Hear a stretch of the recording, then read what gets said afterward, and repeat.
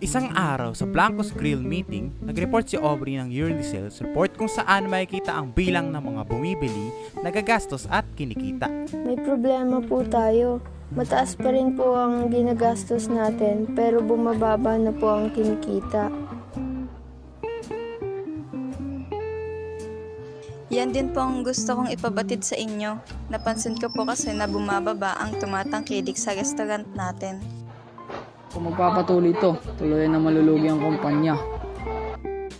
Sir Blanco, base po sa datos mula sa Departamento ng Budget ng kumpanya, malaki daw po ang nagagastos noong 2025, ngunit malaki rin daw po ang kinikita. Sa ngayon po 2026, malaki pa rin ang nagagastos ng kumpanya.